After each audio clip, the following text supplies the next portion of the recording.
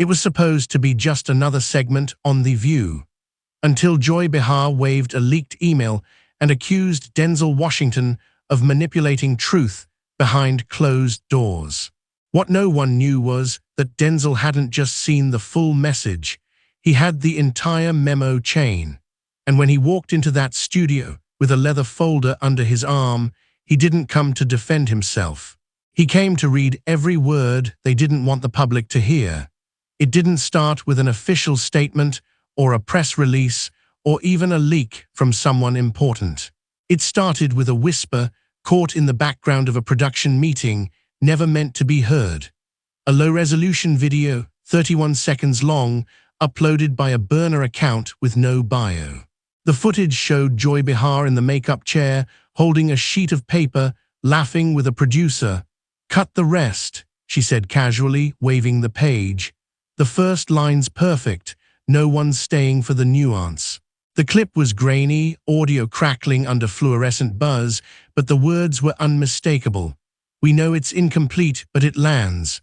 Her co-host chuckled. Someone off camera muttered, "Ratings gold." Then the clip ended, no context. No edits, no defense, just 31 seconds of truth that wasn't supposed to escape the room. By the next morning, it had. Millions of views, millions of eyes. Hashtags formed like storms. "Let him speak," read the whole page. Journalists were calling it the leak before the leak, but the real fire hadn't even started yet.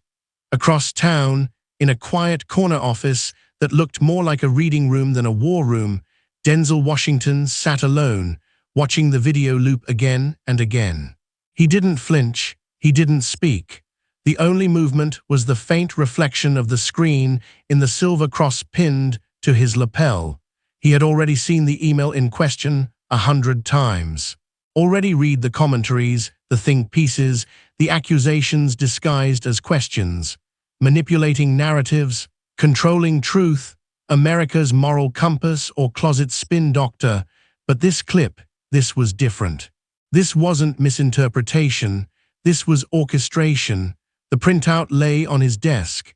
The headline they had spun in bold at the top, "We need to control how much truth gets out."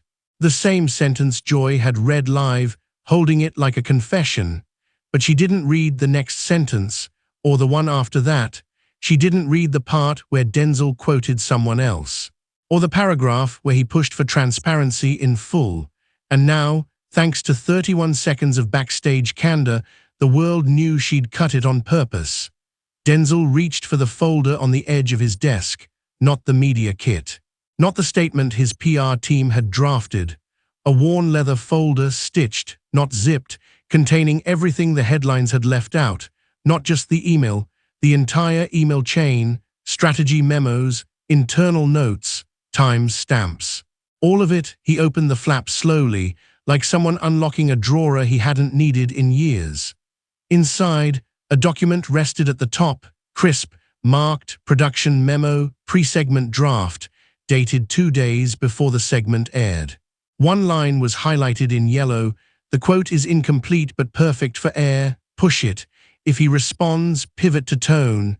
Denzel read it twice. Then he closed the folder. His phone buzzed. Marcus, his longtime advisor. The message was short. "We can still walk this back. Just say it was taken out of context and pivot. It'll die down." Denzel didn't reply. He stood, buttoned his jacket, and looked out the window. Below, the Capitol dome reflected the late afternoon sun like it had seen this all before. He turned back to the desk, picked up the folder, and dialed a number from memory.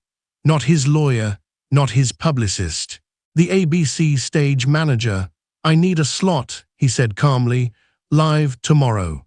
The voice on the other end was stunned. "Mr. Washington, are you sure? You don't need to respond." "I'm not responding," Denzel said. "I'm correcting." He ended the call before any more objections could come. Behind him, the screen still played the loop, Joy smiling, paper in hand, smirk half-cocked. He watched it one last time. Then he muted it, placed the folder under his arm, and walked out without a word. Back at ABC, Producers were still riding high off the original segment's ratings. Joy Behar was rehearsing punchlines, expecting silence from the other side. "He won't show," she told a producer with a grin. "Actors hate being unscripted. He'll disappear."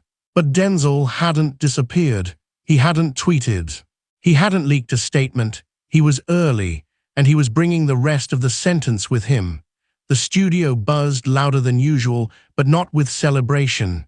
There was a tension in the air, tight, unspoken, humming just beneath the surface. A producer dropped her clipboard twice. A lighting tech rewired the same cable 3 times. Backstage, Joy Behar was mid-laugh, swirling coffee in a white ceramic mug, rehashing her favorite headline. Denzel Washington caught scripting the truth. A co-host joked, "Do we have dramatic music cued for when he doesn't show?" The room chuckled. Joy leaned back. "He won't come. He'll send a spokesperson, maybe a letter if we're lucky. But not him, not Liv." At 10:36 a.m., the stage manager entered quietly. He waited until Joy finished her sip. "He's here," he said, voice flat. "Not on call, in person, alone." The mug stopped midair. Joy blinked. "Wait, what?" But the manager had already turned to radio the floor team. "Washington is on site, prep green room." Down the hall, Denzel stood near a mirror. Calm, still, no entourage, no cue cards. The same deep navy suit. The same silver pin, subtle but intentional. His only accessory was the folder tucked neatly beneath one arm, worn leather creased at the edges like something used, not displayed. A production assistant tried to offer him a bottle of water. He declined politely. "I'm good." He wasn't scanning the room. He wasn't pacing, just one quiet breath, then another. Back in the control booth, one of the associate producers whispered, "He's actually early." Another voice cut in, a little sharper. "Why does he have a folder? Is that a prop?" A more senior producer frowned. "Not a prop. He's carrying it like it's evidence." The camera team was told to stay loose. They were preparing for drama. What they didn't realize was the drama had already happened off-screen. The emails had been cropped. The footage had been shared. The trust had been broken. What was about to unfold wasn't a meltdown. It was a methodical uncoiling of the entire trap. Joy stood near the curtain entrance, applying final powder to her cheekbones. She tried to keep the laugh in her voice. "He brought paperwork. Who does that?" No one answered. The co-host beside her avoided eye contact. Another scrolled their phone, pretending to read something important. The rhythm had already shifted. Joy could feel it, but she didn't name it. In the green room, Denzel checked his phone. One new message from Marcus. "You really going through with this?" Denzel typed back, "I didn't come for a headline. I came with the whole page." Then he put the phone away and adjusted his cuff, slow and steady, not for style, for clarity. At 10:59, the floor manager gave the call. "Let's bring him in." The hallway cleared. The theme music began to play, bright, perky, ironic. Joy fixed her mic and walked to her seat with the same polish she had worn for years. But this time, the smile didn't reach her eyes. The audience clapped as prompted. Cameras panned wide. Light rigs glowed at full intensity. The host's table sat gleaming, empty save for a few printed sheets and the familiar mugs. And then the announcement came. "Please welcome Academy Award, winning actor and humanitarian, Mr. Denzel Washington." He didn't wave. He didn't pause. He walked out with the calm presence of a man used to scrutiny but unwilling to flinch beneath it. No one escorted him. He moved like gravity answered to him, not the other way around. He nodded once to the audience, once to Joy. Then he sat slowly, placing the leather folder on the table in front of him with surgical precision. Joy smiled wide. "Very brave of you to join us today, Denzel." He met her eyes. "No bravery," he said, voice smooth, "just clarity." And somewhere, off camera, a producer mouthed 3 words without saying them out loud. He came prepared. The music faded. The lights settled. The cameras rolled. Joy Behar turned slightly in her seat, her voice measured but theatrical. So, Denzel, let's talk about the email. She held up the same printed page she'd waved days earlier, like a magician pulling a familiar card from the deck. The audience gave a soft laugh, not quite comfortable, not quite sure. You wrote, and I quote, "We need to control how much truth gets out." That's interesting coming from someone who's often called the conscience of Hollywood. Denzel didn't blink. He didn't shift in his seat or glance at the camera. He waited until the words stopped bouncing off the studio walls. Then he reached forward, undid the small leather strap on the folder, and opened it in silence. The paper didn't crinkle. He moved deliberately, like a man turning the first page of a deposition. "This," he said calmly, laying down the printed copy of the email they'd all seen, "is what you read." He slid it forward with 2 fingers. Then he lifted the next sheet. "And this is what came after." Joy tried to interrupt, something about segment time or context, but Denzel was already reading. "If the press keeps manipulating facts," he said, voice even, "how do we make sure Americans get the truth unfiltered?" His eyes didn't leave the paper. That sentence came immediately after the one you quoted. The room shifted. No gasp, no reaction yet, just that subtle tightening in the air when people start to realize they've only heard half the story. Denzel turned to the next page. "Then I wrote, we must ensure transparency. Americans don't need spin, they need facts. Even if the truth is uncomfortable, we owe it to them." The silence deepened. A few heads in the crowd tilted slightly, processing. One of the younger co-hosts furrowed her brow just slightly. It wasn't confusion. It was the beginning of doubt. Joy leaned forward, trying to steer the moment.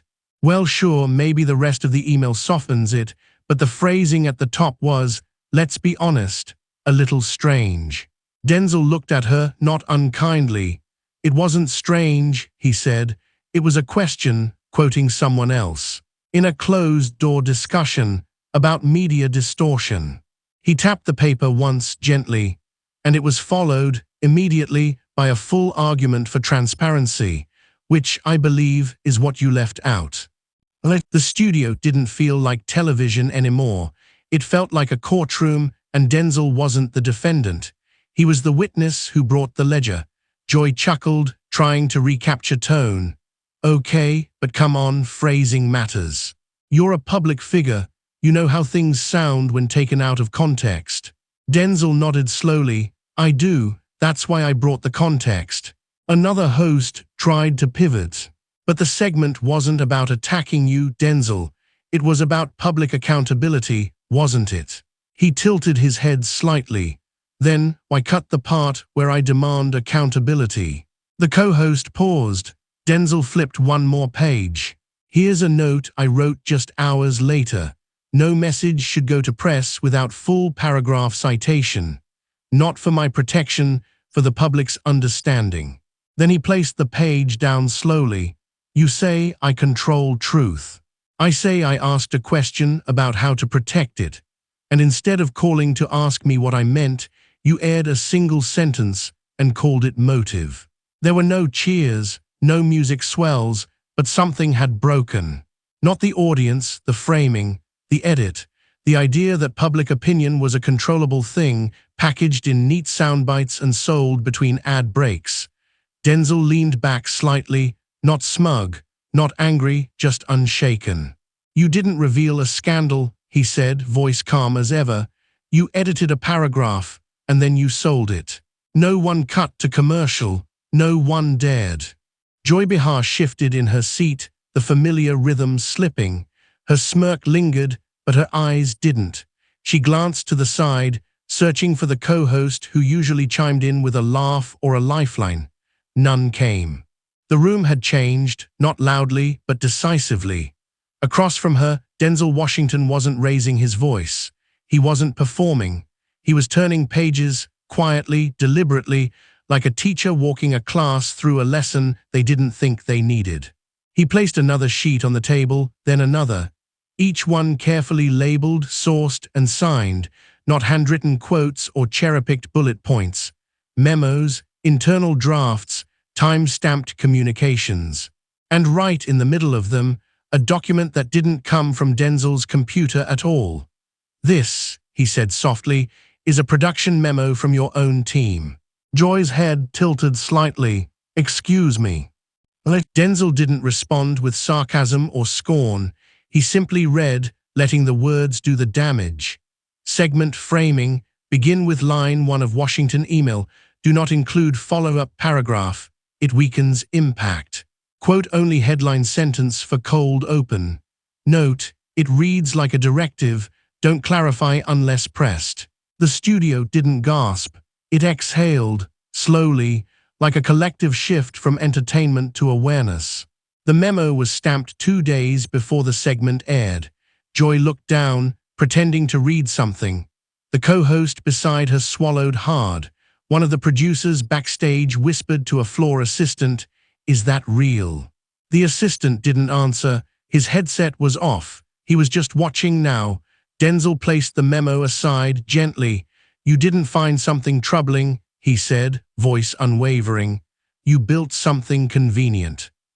Joy tried to laugh again, but it didn't land. "So now you're saying we faked a controversy?" He shook his head. "I'm saying you had a choice, you had the full context, and you made a cut." The younger co-host spoke up hesitantly. "Mr. Washington, where did you get that memo?" He paused. "It came in a sealed envelope, no return address, no note, just the truth your team left out." Joy raised her eyebrows, the beginnings of a defense forming. "If that memo's real, and I'm not saying it is, then maybe we need to talk about whoever's leaking internal documents, not just about your quote." Denzel didn't smile. He didn't flinch. He reached into the folder again and pulled out a second memo, this one shorter. "This one's from a production call summary," he said, dated the day before the broadcast. He read aloud. "Even if the quote is flagged incomplete, it performs well in the open. Push it. If Denzel responds, pivot to tone concerns. Either way, we control the narrative." A few audience members turned in their seats. One woman covered her mouth.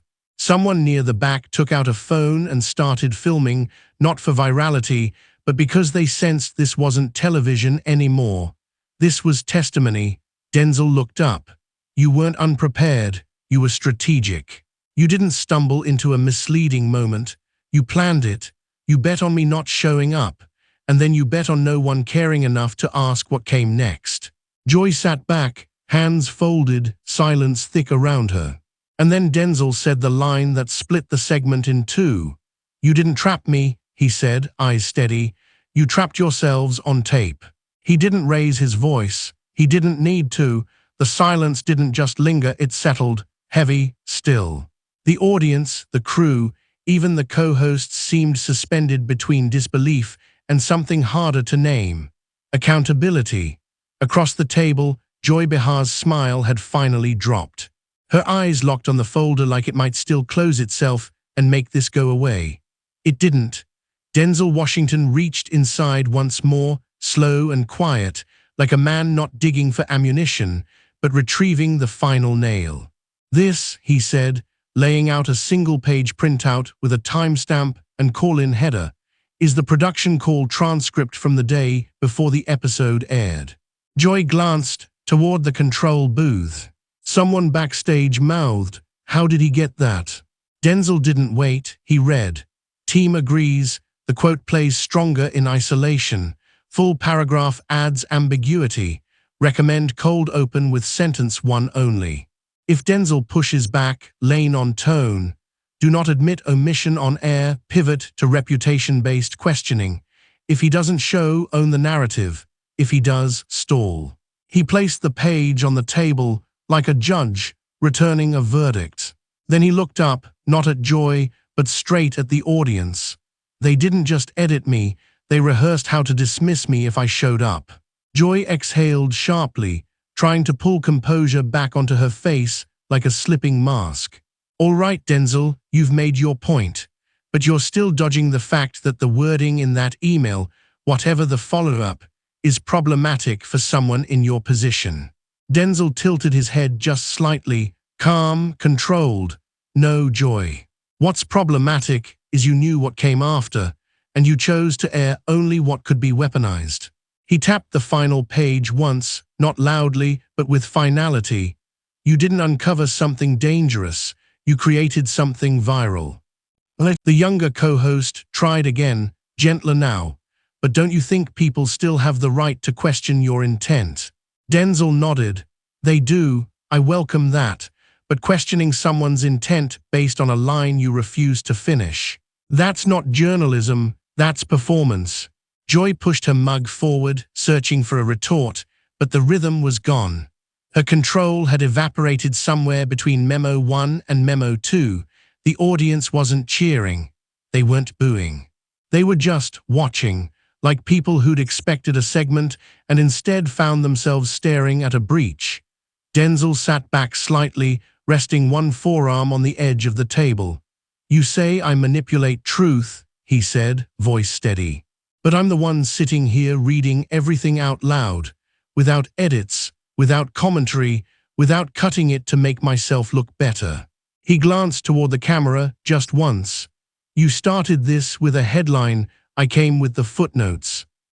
Joy tried one final pivot. So what, Denzel? You think we planned some grand conspiracy against you? He looked her dead in the eye, not angry, just unwavering. I don't think, he said. I read your plan, line by line. And for the first time all segment, no one had anything left to say. There was no applause, no music, just the quiet hum of studio equipment and the kind of tension that made even the air feel heavier. Joy Behar sat still, her hands folded a little too tightly in front of her mug. The co-hosts weren't smiling anymore. They weren't jumping in with commentary or quick-fire reactions. They were waiting, watching, as Denzel Washington calmly closed the leather folder and placed both hands on the table, as if to signal he was done presenting, not performing. The cameras kept rolling, but the script was gone. Backstage, the control room wasn't giving cues. A junior producer whispered to the showrunner, "Do we cut to break?" The showrunner shook her head, too stunned to speak. One of the lighting techs took off his headset. The feed was still live, but something had shifted, not just in the segment, in the room, in the audience, in the air. Someone in the front row exhaled audibly. Then, slowly, a ripple of applause. Not the usual clapping that followed sound bites or zingers. This wasn't politeness. It wasn't programmed. It was a slow, staggered wave of people who had just seen something they weren't expecting. Restraint, precision, truth, line by line. Joy straightened her posture. "Well, I guess that's your version of events," she said, voice thinner now. Denzel turned to her, expression unreadable. "No, that's the full version. Yours was edited." She opened her mouth to speak again, but didn't. The silence around her didn't leave space for spin. Denzel stood, no dramatics, no flourish, just calm movement. He collected the folder, slid the pages neatly back into place, and offered a simple nod to the audience. Then he turned and walked off the stage. No camera crew followed. No staffer stopped him. The hallway outside was quiet. Staff who had looked away earlier now nodded as he passed. Someone from the makeup team whispered, "That was something." But Denzel didn't respond. He didn't need to. He had said everything he came to say. By the time he stepped into the parking garage, the clip was already circulating. 47 seconds, no music, no editing. Just Denzel on live TV, flipping through pages and dismantling an accusation not with outrage, but with facts. One line at a time. It hit 5 million views in 3 hours. It wasn't framed as a clapback. It wasn't called a debate. The top comment read, "He didn't argue, he just read." And somehow that hit harder than anything I've ever seen. University professors began downloading the clip. Independent journalists started stitching it into analysis videos. TikTok flooded with the hashtag "finish the sentence." Even users who admitted they didn't like Denzel politically were writing the same thing. This wasn't a defense. It was a reveal. One comment simply read, "He brought a folder, not a fight," and that made all the difference. Later that night, in a quiet office far from the cameras, a letter sat waiting for Denzel. No return address. Just clean white paper with a note in gold ink. They told a story. You showed the source. That's legacy. And for the first time that day, Denzel let himself smile, just slightly, not for the cameras, not for the internet, just for the truth. 1 week later, the view returned to normal. At least it tried to. The music played. The lights popped. The hosts exchanged rehearsed laughter, but something in the air hadn't come back with the rest of the show. Joy Behar made one passing mention of last week's excitement, brushed it off with a shrug, and pivoted to a safer headline. A few audience members clapped out of habit. Most didn't. Not because they were angry, because they were watching differently now. Across the country, clips of Denzel Washington's appearance were still spreading, not in outrage, in analysis. Media professors were assigning it in lectures. Commentators from both sides of the aisle, usually allergic to agreeing on anything, called it one of the most surgically controlled truth demonstrations in live television history. No yelling, no slogans. Just a man with a folder and every receipt. The phrase "finish the sentence" had outgrown the moment. It was now on t-shirts, protest signs, campus whiteboards, podcast intros, Substack essays. One politician, normally critical of Denzel, quoted it on the floor of Congress. A journalism school in Michigan announced it would be the title of a new course on media ethics, but none of that came from Denzel. He hadn't spoken publicly since. Until now. He stood behind the podium in the White House press briefing room, not as an actor, not as a headline, but as a man who had, without meaning to, become a national case study in media distortion. He wore the same navy suit, the same lapel pin, the same stillness.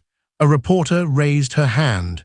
"Mr. Washington, do you believe what happened on The View changed how the public sees political media?" Denzel paused, not for effect, just to think. Then he said simply, "I don't know if it changed their view, but I hope it reminded them they have the right to ask for the whole page." No spin, no spike in tone. Just the sentence, calm, honest, complete.